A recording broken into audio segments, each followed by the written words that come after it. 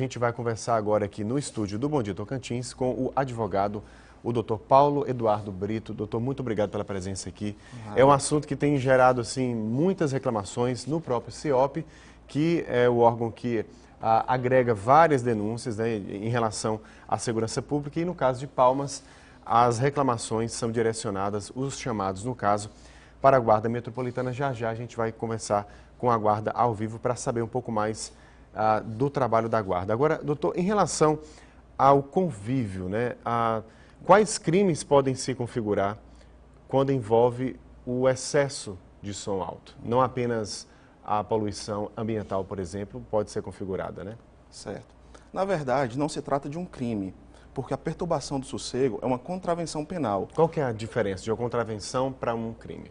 Porque é o seguinte, a contravenção é considerada uma infração penal de menor potencial ofensivo, que pode ser punida apenas com prisão simples ou multa, diferente de um crime que pode ter penas bem maiores. Então, além da questão da poluição sonora, entraria, por exemplo, o ferimento, né, se a gente pode assim dizer, do sossego público, do respeito ao outro. Como que o senhor poderia explicar para a gente o que é irregular nessa história toda? Sim, porque entra nessa questão a parte da liberdade de cada um.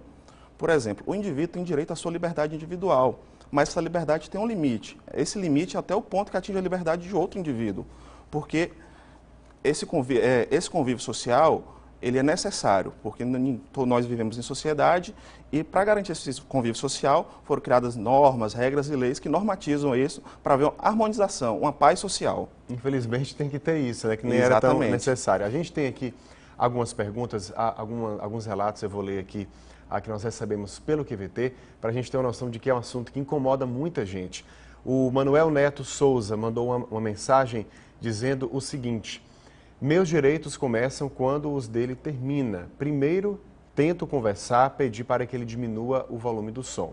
Se não der certo, eu tento me acostumar com a bagunça, para não criar caso com meu vizinho e não ainda atrapalhar essa relação da vizinhança. Ele vai suportando, né? Obrigado, viu, Manuel, pela participação. O Gomes mandou um relato para a gente. Ele deu bom dia aqui, né? E diz, ó, já fui perturbado por som automotivo. O barulho era tão alto que tremia as janelas do meu quarto. O som automotivo é um problema que afeta muito o convívio social pacífico. Penso que devemos buscar e viver respeitando os direitos dos outros, pois o meu direito termina quando começa o de outra pessoa. O som automotivo em níveis acima do permitido, além de ser uma infração, pode ser enquadrado na contravenção, né, por perturbação do sossego público, como o próprio advogado já disse aqui para a gente. Agora, doutor, numa situação dessa, qual atitude a pessoa, a vítima, ela deve tomar? Quais os primeiros passos para tentar resolver? Sim. Ela deve entrar em contato com a autoridade policial competente, porque ela se dirigirá até o local do fato e lavrará o termo de infração. E caso ela tenha interesse, ela pode se dirigir à delegacia policial e se lavrar também o termo circunstanciado de ocorrência, onde constará o fato, se possível poderá levar testemunhas para corroborar com todo essa denúncia no caso. Essa ocorrência ela tem mais peso? Ela vai ajudar?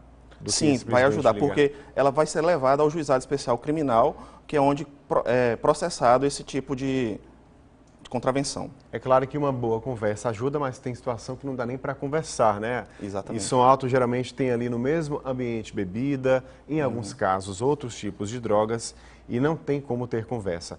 A gente vai conversar ao vivo com a repórter Érica. Ela está com a Guarda Metropolitana, que faz justamente essa fiscalização em Palmas. A gente vai conversar agora com a Érica. Érica, bom dia para você. Existe um equipamento que ajuda, né, como a gente viu na reportagem, a saber se o volume está excedendo ou não. Só frisa para a gente aí, qual que é o limite considerado permitido, independente de horário e de local? Bom dia para você. Bom dia, Sidney. Bom dia a todos de casa. Isso mesmo, tem esse limite sim, mas quem vai explicar isso para a gente, vai detalhar, é o gerente de fiscalização ambiental da Secretaria de Segurança e Defesa Civil, Heleno Freitas. Heleno, existe sim um limite de decibéis, né? Mas explica para a gente como é que é essa fiscalização aqui na capital. Bom, a gente trabalha num plantão de 24 horas, uma média de 3 a 4 viaturas por dia. Não existe horário só existe uma tolerância a mais. Durante o dia, se for em área residencial, 55 decibéis, na zona comercial, 70 decibéis, para veículo, 80 decibéis. Então a gente tem uma tabela municipal elaborada pelo Conselho Municipal do Meio Ambiente, a 001/2007, que tem essa normativa de decibéis em cada área. E como que é feita essa fiscalização aqui na capital, né? Quantas equipes fazem esse trabalho? E é o suficiente? Não, ainda não é o suficiente, por isso que a gente pede a PM, os agentes municipais de trânsito, quando se trata de veículo, para atender essas ocorrências, tendo em vista que a cada ano tem aumentado muito, é um problema recorrente, muito sério em Palmas. Tem acontecido problemas entre vizinhos, brigas, por conta dessa falta de consciência do cidadão em estar usando os decibéis permissíveis. E como que essas denúncias podem ser feitas? Olha, são feitas 153, que é uma linha direta com a guarda, ou 190, que é o Sistema Integrado de Operações, o CIOP, que dentro desse sistema está a PM, os agentes de trânsito e a Guarda Metropolitana e o bombeiro.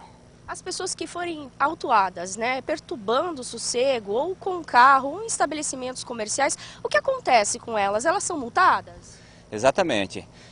Se os decibéis estiver bem abusivo, de cara a Guarda Metropolitana vai estar fazendo essa autuação, a média de R$1.000, e também todas elas, sem exceção, são encaminhadas uma cópia dessa ocorrência, desse auto de infração junto com a ocorrência, para o Ministério Público Estadual, que em todos os casos tem nos apoiado e tem levado à justiça essas pessoas que são apenadas judicialmente. Se a pessoa resistir, vocês podem apreender essa aparelhagem de som? Sim, basta ele nem resistir. Se o som estiver abusivo e o fiscal entender que aquele cidadão já é conhecido na cidade, porque a gente conhece, a maioria são sempre os mesmos que fazem essas infrações. Então a gente já conhece. De cara já pode ser apreendido do veículo e autuado. Bom, e vocês têm esses aparelhinhos aí que medem esses níveis de decibéis, né? Eu vou pedir agora, por favor, Helena, para você ir no carro, para a gente demonstrar como seriam esses níveis de decibéis, né, que não seriam aceitáveis. Por exemplo, para o período da manhã. No período da manhã, na área residencial, é 55 decibéis. A gente percebe que a nossa fala aqui já tem uns decibéis acima. E na medida que o som vai aumentando, a gente tem que falar mais alto, a gente tem que falar com outra pessoa praticamente gritando. Isso traz problemas neurológicos, psicológicos para as pessoas ao longo dos anos. Então a gente pede que não seja feito esse som abusivo, respeite o seu vizinho, tenha consciência, porque senão vai sair caro. As pessoas vão ser multadas e encaminhadas para o Ministério Público Estadual responsabilizar criminalmente. E para o período da tarde, qual seria o nível de decibéis aceitáveis? No período da tarde, de manhã até as 22 horas, a mesma quantidade de decibéis, 55 decibéis na área residencial, na área comercial 70 decibéis e no veículo 80 decibéis, desde que você não esteja incomodando alguém, senão também você vai ser autuado pelos agentes municipais de trânsito, né, e terá 5 pontos na carteira, mais R$ 127 de multa. E para o período da noite, qual que é o nível aceitável? 45 decibéis na área residencial e nos finais de semana e à noite. Na área comercial continua os 70 decibéis, mesmo no período noturno. Agora eu vou pedir para você demonstrar para a gente o nível que não seria aceitável para o período da noite, por exemplo. Como a gente vai perceber agora, vou altear o som do veículo. Isso tem uma dificuldade, inclusive, de comunicação. Agora está marcando 84, 90 decibéis. Isso não dá para a gente tolerar. Isso prejudica a saúde das pessoas, tira o sossego, tendo em vista que no final de semana a pessoa às vezes quer dormir, a pessoa quer estudar, então tenha consciência, senão vai ficar caro para você a multa e o processo criminal. Ok, muito obrigada. Eu peço aqui agora para você abaixar o volume, senão eu nem consigo me despedir do Sidney. Sidney, então foram essas as informações aqui do Heleno Freitas, né? E para você que tem esse problema na sua casa, pode denunciar para a Polícia Militar pelo telefone 190 ou para a Guarda Metropolitana pelo telefone 153. Sidney? Obrigado, viu, Érica, pelas informações. A gente agradece também ao Heleno em nome da Guarda Metropolitana de Palmas, a Guarda Ambiental. E ele frisou algo que é crônico, né? Altera os nervos, né? É uma questão de saúde pública também, Com certeza. Né, doutor? A pessoa, que nem ele mesmo bem falou, a pessoa às vezes quer estudar, tirou um final de semana para estudar e está sendo incomodado por um vizinho com som alto, ou então alguém passando com som automotivo em volume acima do permitido, o que altera completamente o nervo da pessoa. A pessoa é questão de saúde pública mesmo. A gente tem aqui a participação de um telespectador que pediu para não ser identificado.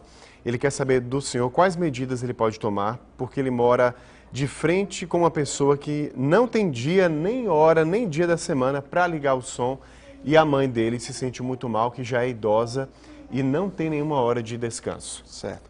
Nesse caso, ele poderá estar entrando em contato com a Guarda Metropolitana ou então com a Polícia Militar, que eles se dirigirão até o local e encaminhará os dois para a Delegacia de Polícia, onde ele fará o termo circunstancial de ocorrência e depois será encaminhado para o Juizado Especial Criminal, onde tramitará esse processo criminal. Lembrando que tem muita reclamação, né, que além do vizinho em si, tem reclamação de som automotivo, dos carros que ficam parados nas portas, de bares e até de igrejas que não respeitam o limite do volume de som. A gente vai ver agora o depoimento de um senhor que mora no Jardim Aureni 4 há 25 anos. Desde 2011 ele sofre com som alto de uma casa noturna. E mesmo com o protetor auricular que ele usa às vezes para tentar abafar o som, ele ainda assim sofre. Eu até comprei esse aparelho, primeiramente, aqui, eu comprei todo, um dia só comprei os dois. Esse aqui você põe dentro do vidro, certo? E esse daqui você põe por cima, para tampar. E nem assim você não dorme, nem assim a gente não dorme, tá vendo? O som atrapalha a gente muito, porque eu trabalho, que eu já falei que eu sou jardineiro, eu chego aqui já tarde, cansado, às 6 horas, até mais às vezes, e aí fico sem dormir, no outro dia eu tenho que trabalhar, tá vendo? Então me incomoda muito. E aí, doutor, respeito é a palavra-chave, o bom senso, né? É o bom senso. Cada um, se tiver seu bom senso, respeitando a liberdade individual de cada um, não haveria esse tipo de problema. Infelizmente, não é o que acontece. Tá certo, a gente agradece a participação do advogado Paulo Eduardo Brito aqui no Bom Dia Tocantins, falando